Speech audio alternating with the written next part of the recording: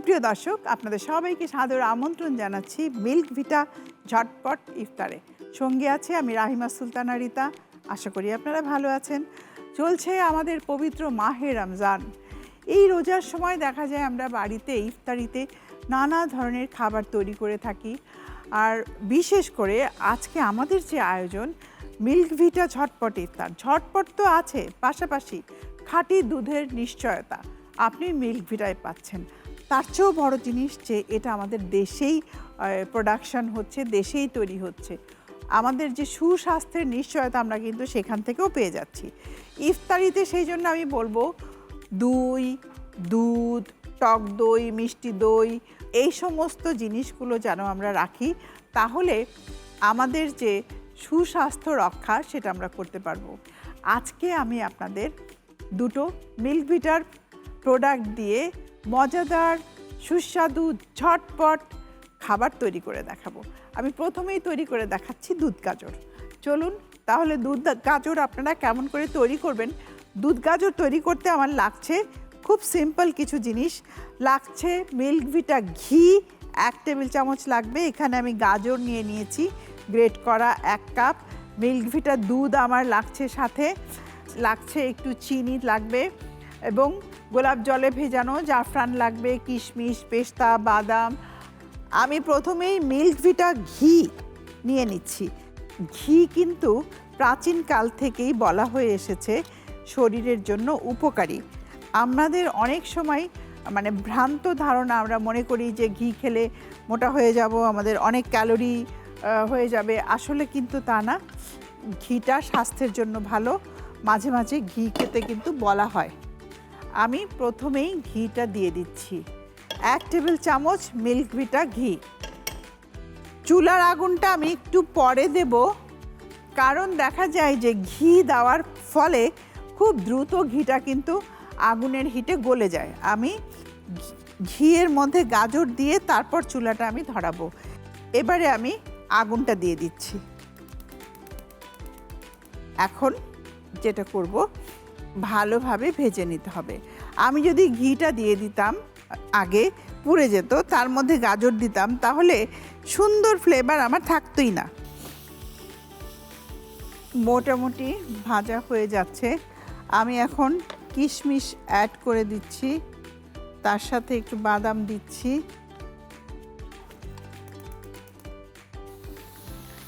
এবারে আমি দুধটা দিয়ে দিব।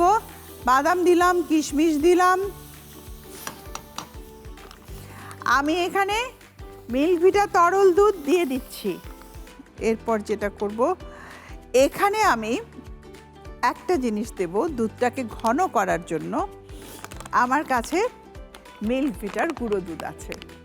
যেহেতু আমাদের হাতে সময় কম থাকে, তখন আমরা ঘন করার জন্য এখানে আমি 2 টেবিল চামচ পরিমাণ গুঁড়ো দুধ দিয়ে দিলাম।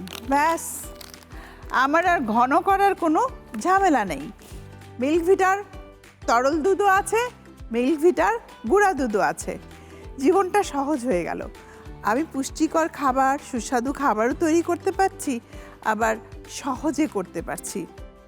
আপনারা দেখুন কি সুন্দরভাবে মিশে গেছে, ঘন হয়ে গেছে। আমি এখন চিনি দিয়ে দিচ্ছি। আমাদের দুধ গাজর কিন্তু অলমোস্ট প্রায় ডান। এই চিনি দিয়ে দিলেই আর 10 মিনিট পরে আমরা নামিয়ে নেব। আমি এখানে 4 টেবিল চামচ পরিমাণ চিনি দিচ্ছি। চিনিটা সম্পূর্ণ নিজের কাছে, আপনার যতটা ভালো লাগে আপনি ততটাই দেবেন। ঘন হচ্ছে। আমি এর মধ্যে যেটা করব, একটু ফ্লেভারের জন্য 2টো এলাচ দিয়ে দিতে পারি আমরা। আসলে রান্নাটা অনেকটাই নিজের কাছে। বাহ, চমৎকার একটা ক্রিমি ভাব কিন্তু চলে এসেছে, খুব ভালো লাগছে। আমি এখন ঢেলে নেব। এখন আমি পরিবেশন করে দিচ্ছি। দুধ গাজর ঠান্ডা যখন হবে এটা জমে যাবে। আপনাকে নামানোর সময় এই রকমভাবেই নামাতে হবে। ঠান্ডা হয়ে গেলে পুরো জিনিসটাই একদম। এরপর আপনি পছন্দ মতো সাজিয়ে পরিবেশন করতে পারেন। আমরা এখানে একটু চেরি দিয়ে দিচ্ছি। ব্যাস, প্রিয় দর্শক, তৈরি হয়ে গেল ইফতারির জন্য সুস্বাদু পুষ্টিকর দুধ গাজর। আমাদের ইফতারের একটা আইটেম শেষ, আমরা এরপর নেক্সট আইটেমে চলে যাব। তবে তার আগে নিয়ে নিচ্ছি ছোট্ট একটা মিল্ক ভিটা ঝটপট ইফতার থেকে ব্রেক। আমাদের সঙ্গেই থাকুন।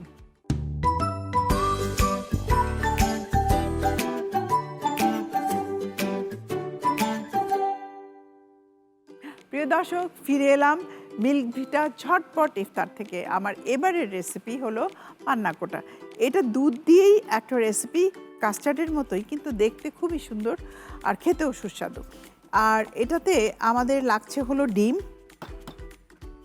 হুইস্ক দিয়ে ডিমটাকে খুব ভালোভাবে বিট করে নিতে হবে। এইটার মধ্যে সব কিছু আমরা একসাথে মিক্স করে ফেলবো। এখানে মিল্ক ভিটা তরল দুধ দিচ্ছি আমি 1 কাপ পরিমাণ। এখন আমি কর্নফ্লাওয়ার অ্যাড করে দিচ্ছি সাথে। তার সাথে যাবে বাটার। এখানে 1 টেবিল চামচ পরিমাণ বাটার আমি দিয়ে দিলাম। এখন সব একসাথে মিশিয়ে আমি চুলায় দিয়ে দেব।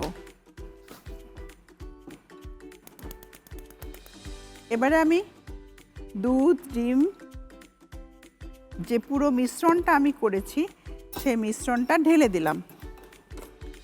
এখন এটা খুব ভালোভাবে কন্টিনিউয়াস আমাকে নাড়তে হবে। না নাড়লে যেটা হবে যে খুব দ্রুত চিনি দিয়ে দিচ্ছি এখানে 2 টেবিল চামচ পরিমাণ সুগার। কন্টিনিউয়াস নাড়তে হবে। ঠিক হয়ে গেলেই আমি নামিয়ে নেব।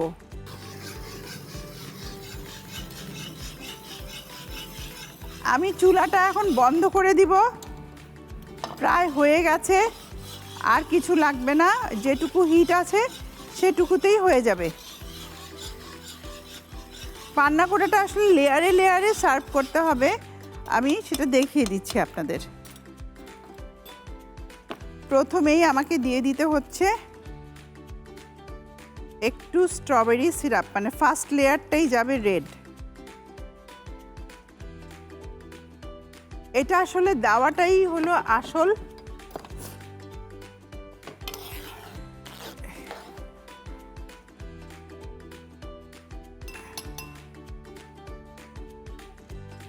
এটা বানিয়ে ফ্রিজে রেখে দিলে ঠান্ডা হয়ে যাবে। যখন পুরো জমে যাবে তখন খেতে অনেক ভালো লাগবে। এরপর আবার একটা লেয়ার যাবে রেড।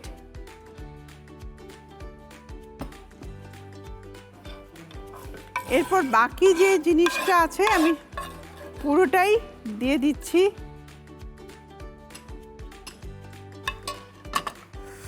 একটা চেরি উপরে বসিয়ে দিলাম। এরপর কিছু সুইট বলস উপরে দিয়ে দিচ্ছি। তৈরি হয়ে গেল আমাদের সুস্বাদু পুষ্টিকর পান্না কোটা। আজকে দুটো রেসিপি আমি আপনাদের তৈরি করে দেখালাম মিল্ক ভিটার সমস্ত প্রোডাক্ট দিয়ে। দুধ ব্যবহার করেছি, ঘি দিয়েছি, বাটার দিয়েছি। বাড়িতে যদি মিল্ক ভিটার আপনার এই পুরো রেঞ্জের প্রোডাক্টগুলো থাকে, আপনি খুব সহজেই ঝটপট আপনার পরিবারের জন্য সুস্বাদু পুষ্টিকর ইফতার তৈরি করে ফেলতে পারেন। দেখা হবে আবারও। সবাই ভালো থাকুন, সুস্থ থাকুন এবং RTV সঙ্গেই থাকুন।